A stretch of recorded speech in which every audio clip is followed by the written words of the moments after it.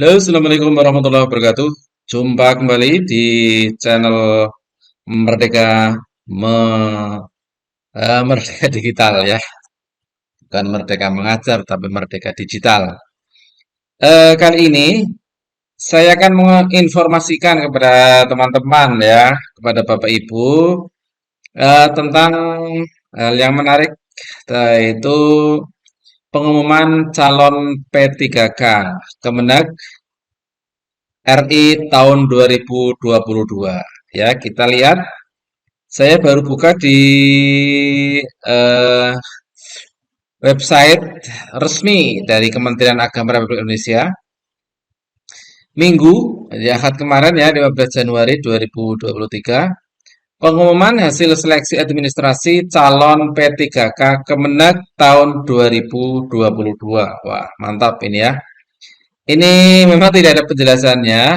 Langsung di sini disuruh untuk mendownload file. Jadi di dalamnya sudah banyak. Kalau tidak salah ada 75.083 ya peserta yang lolos seleksi. Ya, coba kita lihat.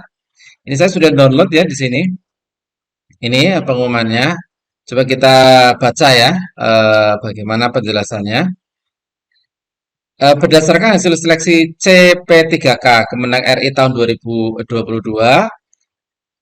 kami sampaikan beberapa hal. Pertama, pelamar yang dinyatakan lulus seleksi administrasi adalah pelamar yang memenuhi syarat administrasi sesuai dengan pengumuman tahun beberapa waktu yang lalu lah, intinya begitu ya, tentang pelaksanaan seleksi calon P3K.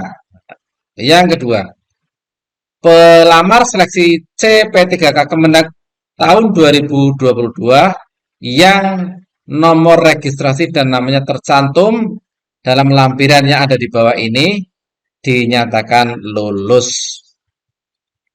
Pelamar seleksi CP3K Kementerian Agama Republik Indonesia tahun 2002 yang tidak memenuhi syarat yang nomor registrasi tidak tercantum berarti tidak lulus. Nah, kemudian pelamar yang tidak lulus dapat mengajukan sanggahan. Nah ini ya, ada sanggahan yang tidak lulus. Tanggal 16 sampai 18 Januari ya, berarti 2 hari lagi selesai ya, melalui akun masing-masing. Kemudian ketentuan pelamar dalam masa sanggah adalah tidak dimaksudkan untuk mengubah kembali dokumen, mengunggah ulang dokumen, tidak untuk menambah informasi, tidak untuk mengubah dokumen yang salah, dan tidak untuk memperbarui dokumen apapun atau menambah dokumen apapun. Jadi ini yang dimaksud sanggah di sini bukan untuk mengubah karena sudah dinyatakan tidak lulus ya. Panitia seleksi CP3K dapat menerima atau menolak alasan sanggah yang diajukan pelamar setelah dilakukan verifikasi kembali terhadap kesesuaian persyaratan dengan dokumen yang diunggah pelamar, dan hasil sanggah akan diumumkan tanggal 26 Januari 2023. Jadi penerima panitia seleksi bisa menerima kalau memang itu mungkin syarat-syaratnya atau setelah dicek ulang itu ternyata bisa diterima secara administrasi ya. Itu nanti pengumumannya tanggal 26 Januari. Silahkan Bapak Ibu yang mendaftar di Kemenag bisa melakukan sanggah. Pelamar yang dinyatakan lulus berhak mengikuti seleksi kompetensi, dan pelamar yang tidak lulus tidak berhak mengikuti seleksi kompetensi. Ya, jelaslah ya ini. Kemudian seluruh pelamar yang dinyatakan lulus seleksi wajib mengikuti tahapan seleksi selanjutnya melalui cat dan tes moderasi beragama dengan chat. Wah, ini masih ada tes lagi ya. Nanti setelah dinyatakan lulus administrasi. Kartu tanda peserta ujian dapat dicetak oleh pelamar yang dinyatakan lulus. Ini langsung bisa mencetak di https sscasn.bkn.go.id. Kemudian waktu, lokasi, dan ketentuan pelamar dengan cat akan diumumkan kemudian di halaman https kemenag.go.id. Kemudian seluruh pelamar wajib mematuhi dan mengikuti seluruh ketentuan yang ditetapkan. Kelalaian pelamar dan dalam membaca dan memahami pengumuman menjadi tanggung jawab pelamar.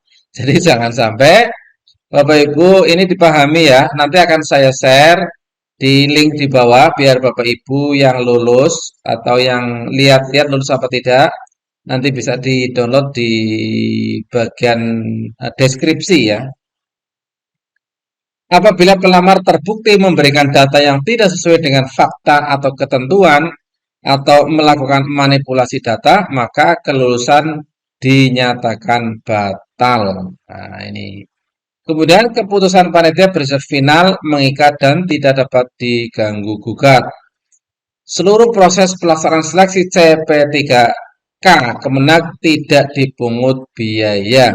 Jadi jangan sampai Bapak Ibu membayar kepada seseorang ya atau orang yang tidak bisa dipertanggungjawabkan kemudian minta uang agar bisa lolos. Nah, ini bahaya ini ya. Maka di sini ada himbauan diimbau kepada seluruh pelamar CP3K Kemenag agar tidak mempercayai apabila ada orang atau pihak tertentu calo lah ya yang menjanjikan dapat membantu kelulusan dalam setiap tahapan seleksi dengan keharusan menyediakan sejumlah uang atau dalam bentuk apapun. Nah, ini Bapak Ibu harus hati-hati ini ya. Jangan sampai mengatasnamakan kemudian minta uang. Nah, ini bahaya ini. Pelayanan dan penjelasan informasi terkait pelaksanaan seleksi CP3K Kemenag dapat diakses melalui halaman Kemenag ini ya, Bapak Ibu ini bisa. Nanti saya share juga ini apa namanya websitenya ya, biar Bapak Ibu bisa memantau informasi tentang seleksi berikutnya. Nah, ini di bawah ada lampirannya banyak sekali ya. Ada 7.000 tadi berapa ya? 7.083. Ya, mudah-mudahan Bapak Ibu nanti bisa masuk di tahap berikutnya. Demikian, Assalamualaikum warahmatullahi wabarakatuh.